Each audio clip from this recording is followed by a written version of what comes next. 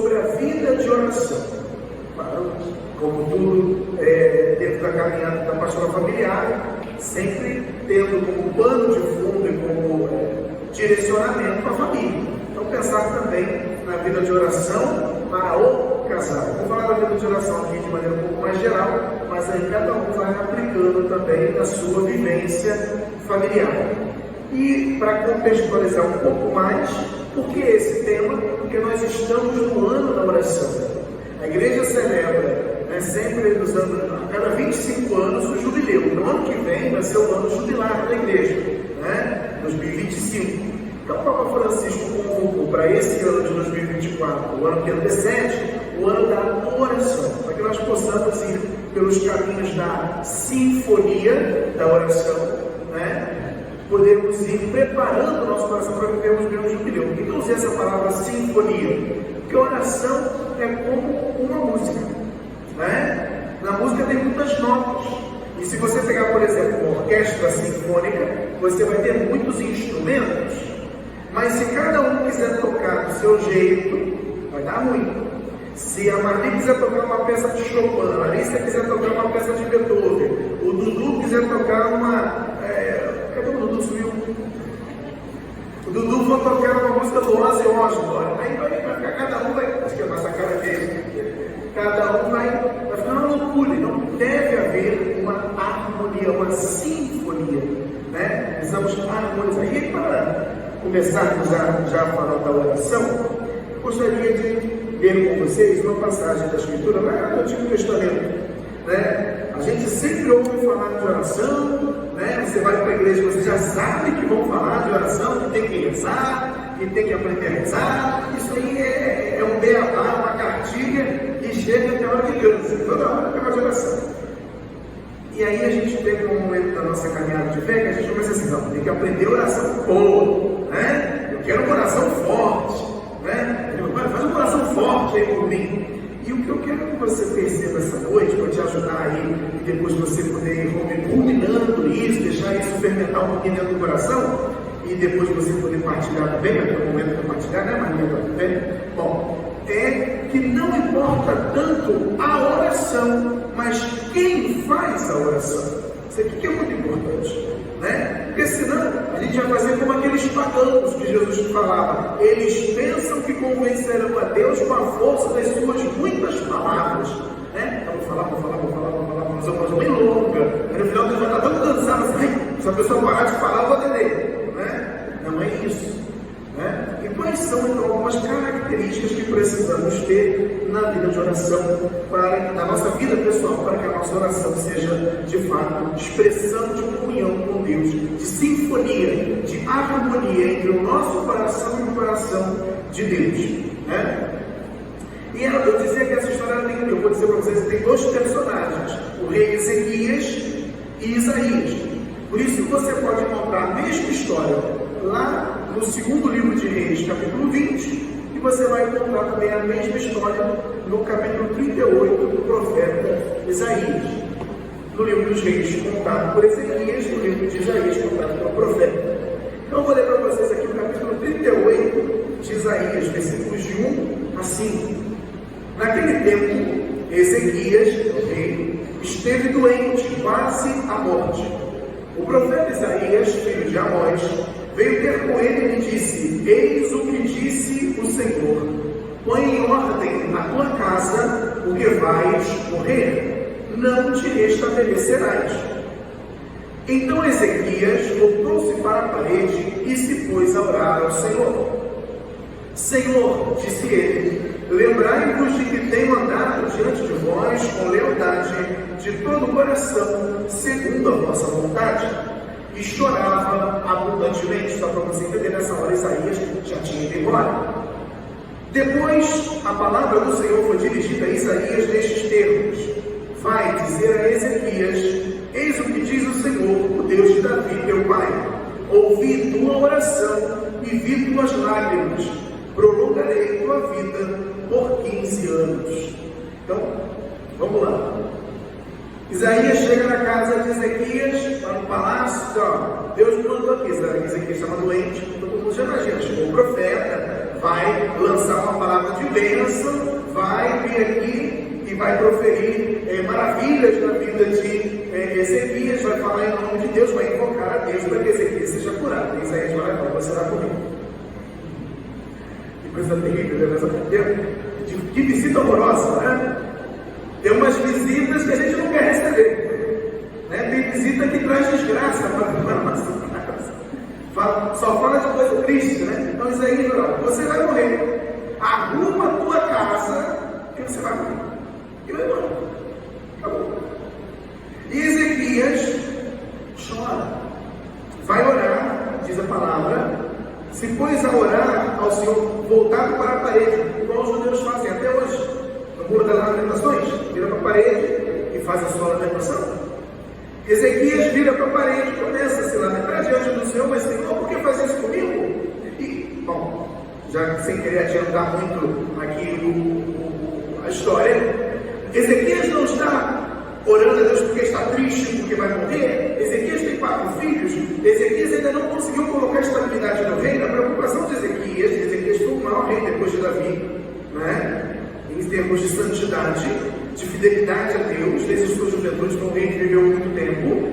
Ezequias está preocupado que quando ele morra, seus filhos começam a disputar para ver quem vai ser o rei no seu lugar, e o reino de Deus cai. Ezequias está preocupado com a glória de Deus. E por isso Ezequias fala, Senhor, mas não permita isso, me ajuda, Senhor. Ele faz uma oração profunda a Deus. E então Isaías, que já estava longe, já estava saindo, lá no livro do Gênesis, já estava nos árbitros, estava quase chegando na porta. Eu disse, quando você sair, Ezequias estava lá no quarto orando, eu ouvi a oração dele, e eu voltei atrás. Ele não vai lá agora, diz para ele que eu estou dando mais 15 anos para ele arrumar a casa dele. Vai lá e faz isso aí. É Ezequias. Isaías vai falar com Ezequias, né? Bom, essa é a história que nos foi contada. Quais são as características daqui que eu gostaria de tirar e que poderiam nos ajudar a pensar um pouquinho sobre como deve ser a nossa vida de oração? A primeira delas, intimidade. Você quer que a sua oração seja uma oração de verdade? Tenha intimidade. Tenha intimidade com Deus. Ezequias ora ao Senhor com intimidade, com lágrimas. Diz, Senhor, eu te sirvo desde a minha juventude. Senhor, eu te sou fiel. Não pode ser. Eu estou aqui pedindo para poder garantir que o reino que o Senhor colocou nas minhas mãos possa sair das minhas mãos do jeito que o Senhor deixou comigo. Então Ezequias reza como quem tem intimidade. E aí lá no Novo Testamento nós ouvimos algumas vezes, por exemplo no livro do Apocalipse, chamar a igreja de a esposa. No Antigo Testamento era muito comum falar de Israel como esposa de Deus. Inclusive, quando Israel se afastava de Deus, cometia pecados contra Deus, se aliava aos povos pagãos e introduzia o culto dos deuses pagãos ou as práticas imorais dos pagãos, contrariando a lei de Deus, os profetas diziam que eles eram como adúlteros, porque estavam violando a aliança que tinham com Deus. A relação de Deus com a humanidade foi, nas Sagradas Escrituras, muitas vezes apresentada como um casamento. A relação de Deus com os homens é uma relação esponsal. E Jesus desposa as nossas almas na cruz. Tem uma homilia muito bonita lá no século IV, que vai dizer que, assim como na criação, Deus faz descer sobre Adão um sono profundo, e do seu lado, da sua costela, do seu lado, ele faz sair a sua esposa, Eva, assim também, Jesus na cruz, adormecido pelo sono da morte, do seu lado aberto pela lança, saindo sangue e água, símbolos do batismo, da Eucaristia, Deus faz nascer a esposa de Cristo, que é a igreja. Cristo é um novo Adão, nele se dá a nova criação. Então nós somos chamados a ter uma alma esponsal. Você quer ter uma boa relação com Deus, tenha uma relação esponsal com Deus. Tenha intimidade com Deus. Porque Porque aí o teu pedido não é um pedido de alguém que vem fazer comércio. Meu amor, carinho, meu bem, como é que você chama, Maria e Dudu? Como é que é? Flor? Flor? Ah, que lindo! Flor!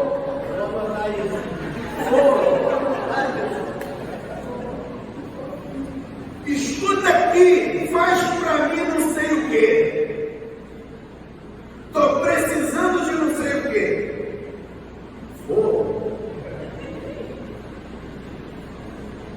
Carinho. Sabe quem é? Sabe o que aconteceu? É uma diferente, gente. Vocês sabem disso, vocês experimentam isso em casa todo dia. Ou não? Olha lá como é que vocês estão comigo, como é que está o diálogo de vocês aí, tem intimidade? Tem carinho? Porque tudo que nós queremos é isso.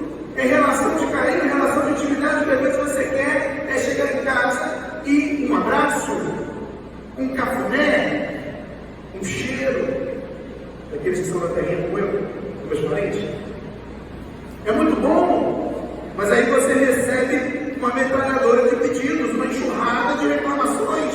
E aí a gente faz a mesma coisa com Deus. A gente quer que Deus se agrade. Não vai se agradar, nem você se agrada, ninguém se agrada. Mas Deus quer ter uma relação esponsal com você e comigo. Deus quer deitar do seu lado. Deus quer fazer com você e comigo aquilo que Ele fala lá no livro do Cântico dos Cânticos. Acordei de madrugada, ansioso para saber onde está o meu amado. Não consegui dormir, pensando no meu amado, sentindo saudades do meu amado. Onde está o meu amado? Onde eu colocar? Então temos que ter intimidade com Deus. Assim tem que ser a nossa oração. A oração das almas esponsais. E isso vocês já têm aí bastante tempo de prática. Quantos anos vocês estão juntos? Desculpe perguntar. Quanto? Total 17. 17 anos que vocês estão juntos, desde que se conheceram, tudo. 17 anos. Vocês? 42. E vocês? 31. Caramba, foi bem assim. Salpicado de diferença de tempo. Vocês já estão há 17, há 42, há 31 anos praticando o amor esponsal. É isso que vocês têm que colocar na relação com Deus. Amor esponsal, carinho, intimidade. Vamos gravar essa palavra no coração? Intimidade. Repete comigo? Intimidade. Tem que guardar isso no coração. E aí a sua oração não vai ser mais: Senhor, me cura da minha doença, porque eu não quero morrer, não. Você já fez uma experiência tão boa do amor de Deus, você não está nem se preocupando com a doença. Você só quer fazer a experiência do amor de Deus, porque você já encontrou o sentido da sua vida, o sentido da sua história, por que você nasceu, por que você está aqui, por que essa doença apareceu na sua vida. Então nessa hora não importa mais. O que importa é você continuar fazendo a experiência do amor de Deus. Certo? Intimidade. Segunda coisa que tem que ter na nossa oração: aliança. Se a gente for olhar lá na outra versão da mesma história, Ezequias lembra que é fiel a Deus desde a sua juventude. Ezequias começou, não ouviu falar de Deus quando o profeta apareceu na casa dele falando: você está doente, vai morrer. Tem história. Tem que ter aliança. A nossa oração tem que ter aliança. Olha aí, o que você tem no seu dedo aí? Tem uma aliança? Nós temos que ter aliança com Deus. E o que significa ter aliança? É ter uma história com Deus.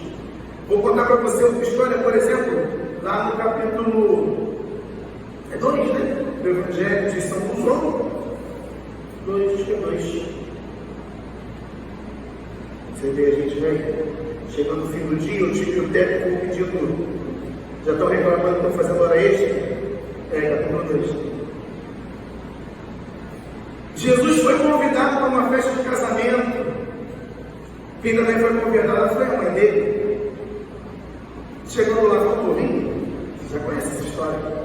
E o que Maria faz? Filho, está acabando o vinho.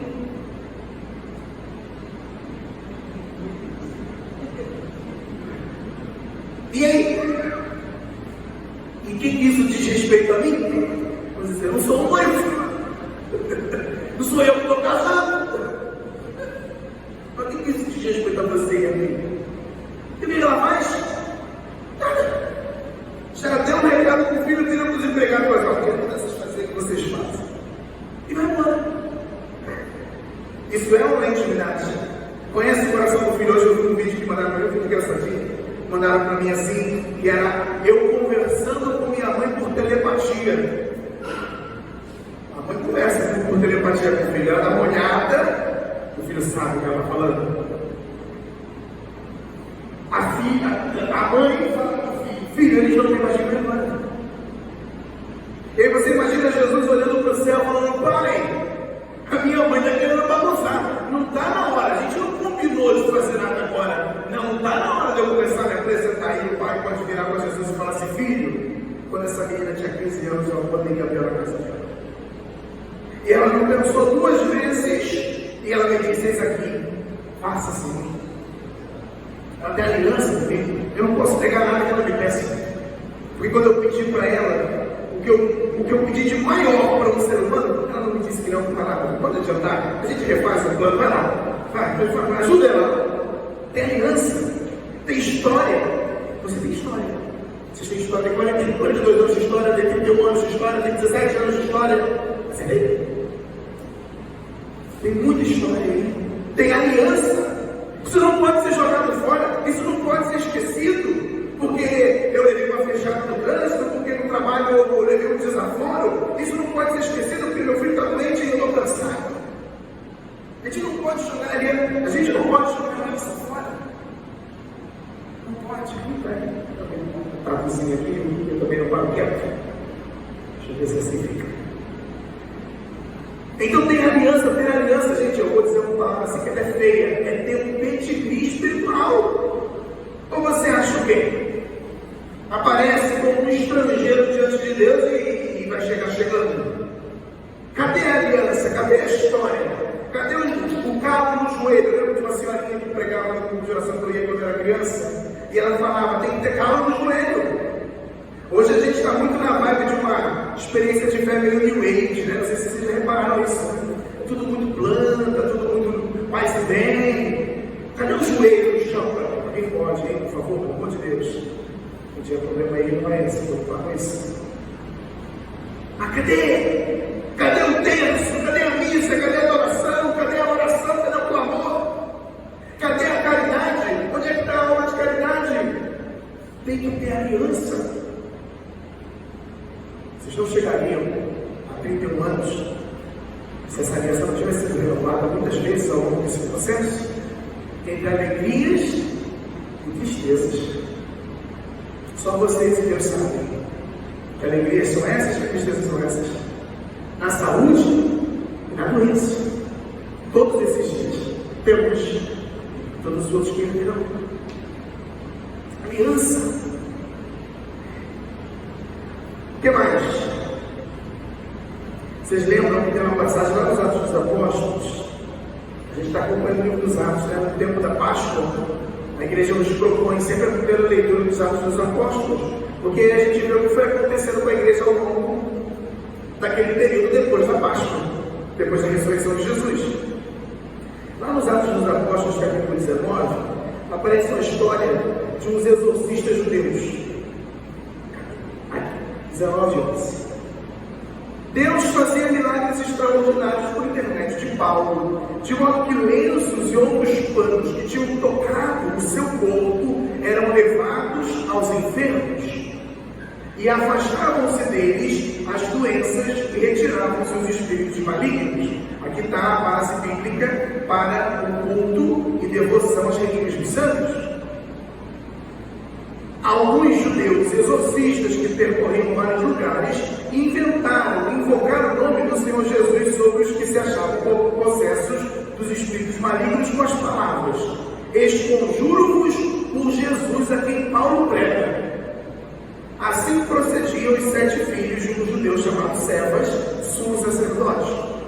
Mas o espírito maligno replicou-lhes: conheço Jesus e sei quem é Paulo, mas vós quem sois? Nisso o homem possuído do espírito maligno, saltando sobre eles, apoderou-se de 2 deles e subjugou-os de tal maneira que tiveram de fugir daquela casa feridos e com as roupas estraçalhadas. continua a história, depois você termina de ler em casa, Atos capítulo 19. Eles foram tentar exorcizar em nome do espírito imundo, sai em nome do Deus de Paulo. Não tem intimidade com Jesus. Vai mexer com o diabo. O diabo vira para eles e fala: Jesus eu sei quem é, Paulo eu sei quem é, você quem é você? Quem é você? Quem é você? Você não tem aliança com Deus, não deixa, porque você é mais fraco do que eu. Deixa eu te falar uma coisa: nós somos mais fracos que o poder do mal. Nós somos mais fracos. Deus não. Por isso, se estamos em comunhão com Deus, nada é impossível para aquele que crê. Nós somos mais fracos. Deus não. Por isso temos que estar em comunhão com Ele, ter aliança com Ele. O que mais? A oração de Ezequias é uma oração racional. Ele sabe o que está pedindo e sabe por que está pedindo. Ele está pedindo porque ele teme que, se ele morrer agora, os seus filhos vão fazer uma doação muito grande. Então, quando você ora, essa oração que tem intimidade, essa oração que vem da aliança que você tem com Deus, essa oração também tem que ser racional.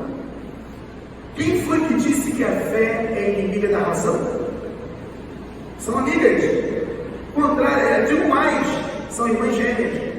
São duas asas, vai dizer São João Paulo II. A fé e a razão são duas asas que nos fazem subir até Deus.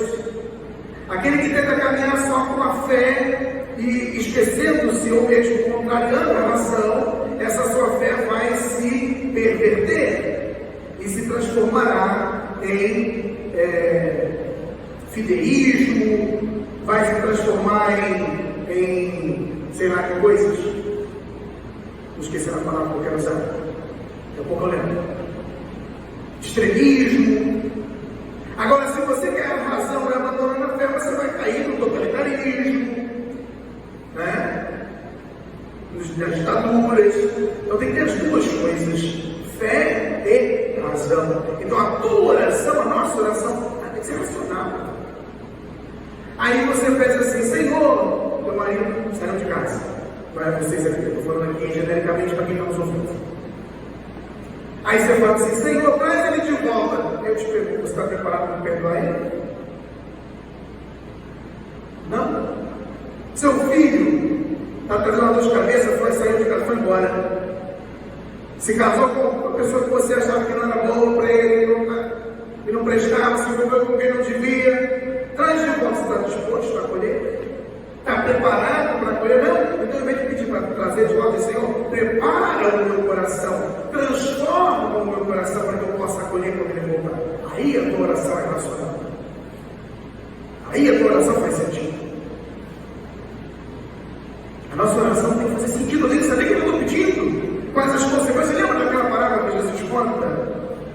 Aquele homem que vai construir uma torre tem que sentar primeiro e calcular para ver se vai conseguir chegar até o final, porque senão todos vão começar a rir dele. Começou a construir e não terminou. Então você tem que orar pedindo o milagre da torre, sim, mas com a planilha na mesa, com o planejamento na mesa. Tem uma frase que expressa, está numa das biografias de Santo Inácio, feita pelo seu secretário, que expressa o pensamento de Inácio sobre isso. Inácio era um homem que fazia muitas coisas, Inácio de Loyola. Então era trabalhar como se tudo dependesse de mim. E orar, sabendo que tudo depende de Deus. Mas a minha parte eu tenho que fazer? A minha parte eu tenho que fazer? Senão a gente cruza os braços para que Deus faça tudo. A nossa oração não pode ser assim. Então você quer pedir que o seu casamento melhore? O que você está fazendo para que isso aconteça? Você quer que sua esposa seja mais carinhosa? Você quer que seu marido seja mais compreensivo? O que você está fazendo para que isso aconteça? Cadê o carinho? Cadê o chamego? Cadê o cafuné? Cadê o abraço? Cadê a flor?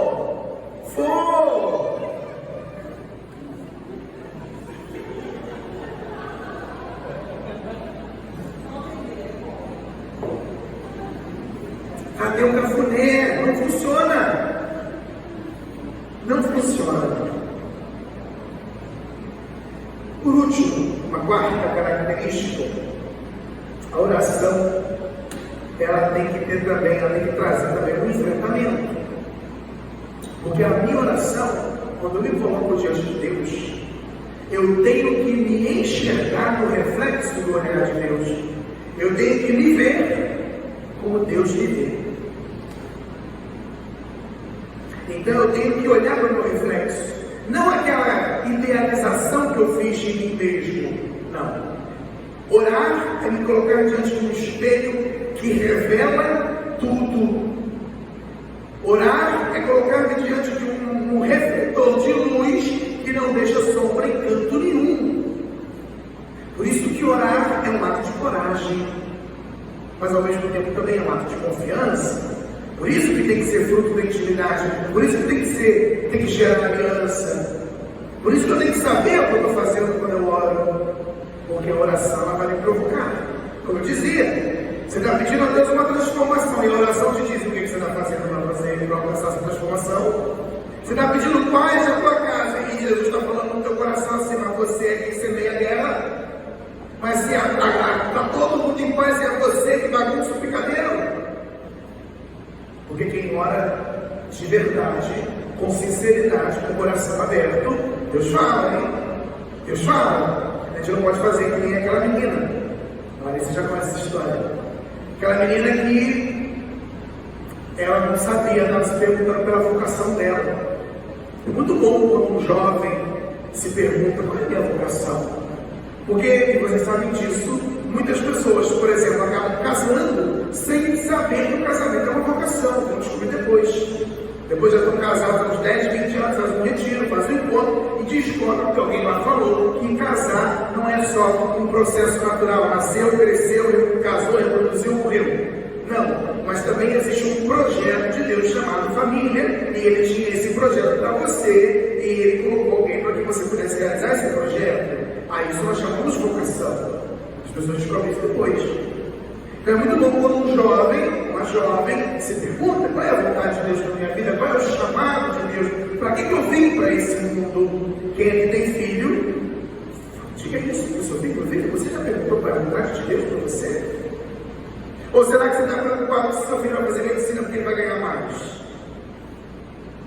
E então essa jovem todo dia perguntava, ela ia na igreja e tinha uma imagem de Nossa Senhora, e todos os dias ela parava diante da imagem de Nossa Senhora e dizia: minha Nossa Senhora, mãezinha ou freirinha?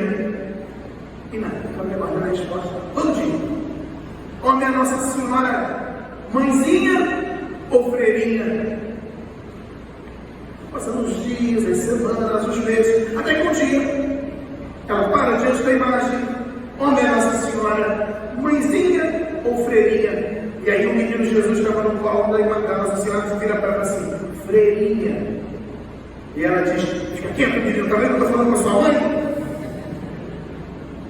Brincadeiras à parte, quando a gente vai orar, a gente tem que estar disposto a batalha.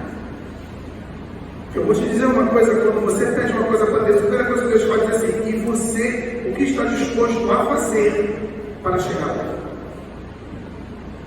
Porque se você não estiver disposto a fazer nada, nada feito. Nada feito. Nada feito. Ou você acha o quê? Pedro, Senhor, eis que nós deixamos tudo e te seguimos, o que será de nós? Pedro deixou tudo, Paulo deixou tudo, Paulo acreditava que Jesus era um farsante. Paulo achava que os cristãos eram blasfemos, eram idólatras. E Paulo teve que deixar tudo para trás. Porque um belo dia Jesus apareceu na frente dele e falou: Paulo, quem está me perseguindo? Então ele teve que rever tudo, teve que mudar tudo, teve que colocar sua vida em risco, acabou morrendo, decapitado. E você acha o quê? Que na esteira desses homens e mulheres santos que caminharam até aqui, até nós, uma Madre Teresa de Calcutá, uma Elizabeth de Piedade, que a gente faz Maximiliano Kolbe. Conhece a história de Maximiliano Kolbe? Na Segunda Guerra Mundial, estava ele preso num campo de concentração, um grupo de prisioneiros organiza uma fuga, e então os soldados da SS, como retaliação, decidem escolher alguns presos para matá-los, para que aqueles que ficaram saibam. Então o que acontece? E aí, escolhendo lá um homem que era o pai de família, e Maximiliano tem compaixão dele, e diz: não, ele não, eu vou no lugar dele. Aquele homem sai, sobrevive a uma situação enquanto a sua família, sua esposa, seus filhos, e Maximiliano morreu no lugar dele. Aquele sacerdote deu a vida por aquela outra pessoa, e você está disposto a fazer o quê? Nada. Só pedir. Tem que ter aliança, tem que ter intimidade, a oração tem que ser racional e tem que ter enfrentamento. E aí, se vocês repararem, isso também tem que acontecer na vida do casal. É ou não é? Tem intimidade? Quando tem intimidade é uma maravilha. Quando o casal está na sintonia, é uma maravilha, tudo dá certo. Parece que você acorda com o sol brilhando só para você. Você abre a janela, parece que os passarinhos estão cantando.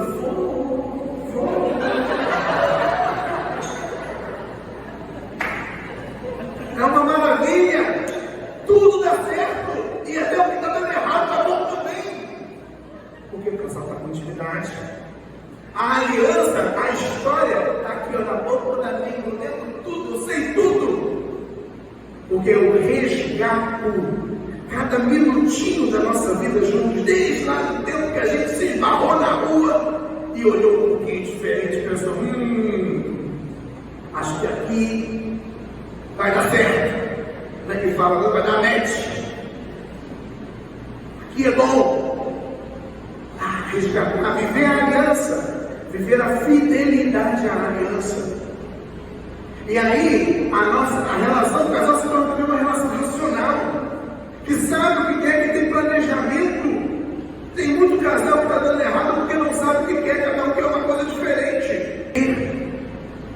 Essa racionalidade da relação, conhecer, saber, planejar. Não é chegar e dizer assim: ó, comprei um carro. Pois é. Vamos junto, vamos pensar junto, vamos planejar junto. Tem muito casal indo à falência porque um deles, que é aquele que cuida de tudo, não, deixa o meu marido que ele cuida de tudo. Aí ele pega, ele investe, ele faz o que quer, a esposa não tem ideia, não sabe de nada, e no final leva errado. E aí, os dois que pagam o preço juntos? Estou cansado de ouvir isso. Toda hora tem. Toma decisão sozinho, ou toma decisão sozinha. Planejamento, racionalidade da relação. E claro, enfrentamento também, mas enfrentamento bom. O enfrentamento bom, não é botar o tempo para cá, não, pelo amor de Deus, vai entender errado o que o papai está falando. O enfrentamento que eu digo é aquele olhar nos olhos de Deus e ver o seu reflexo. Olha aí do lado, olha para o teu esposo, olha para o teu esposo. Dá uma olhadinha, vou fazer uma. Dá uma olhadinha, o que você está vendo aí? Olha daí, não tem vergonha não. O que você vê aí nesse olhar? Então o que é carinho? É decepção? É frustração? Porque se a gente não tiver coragem de dar os nomes aos bois, não resolve. Às vezes está vendo o quê? Está vendo tristeza no olhar do outro, está vendo decepção, está vendo frustração. Amor, você está aqui para conversar. Como é difícil isso, né? Sentar para conversar.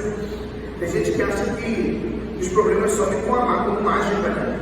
É só a gente fazer de conta que ele não existe. A gente não pensa no problema e ele desaparece. É assim que funciona. Tem que sentar, tem que conversar, tem que se expor, tem que dizer: eu me sinto assim.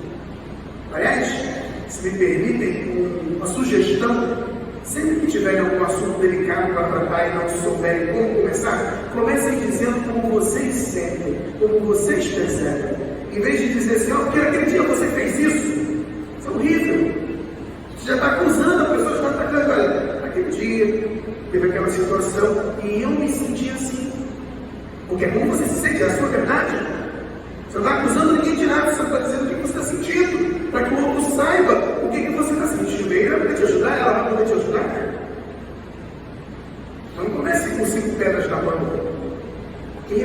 Esse é um enfrentamento bom, porque aí a gente, quando ele se arruma no espelho, olha no espelho para ver se o penteado está bom, né, Dudu? pentear o cabelo. 29 minutos você procurando o cabelo.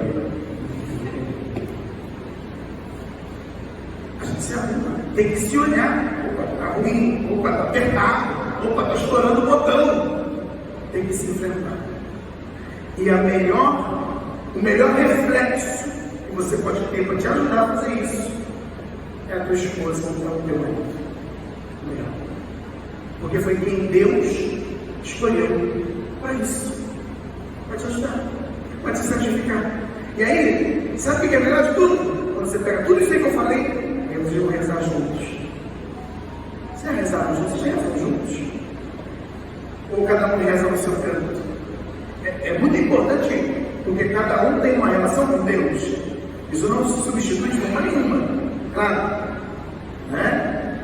Cada um vai ter a sua oração, mas é muito importante o casal rezar junto, separar um momento do dia para rezar junto, nem que seja para rezar um Pai Nosso, Pai Maria, um Pai Pai, que seja. Começa assim, vai ter um momento de se levantar.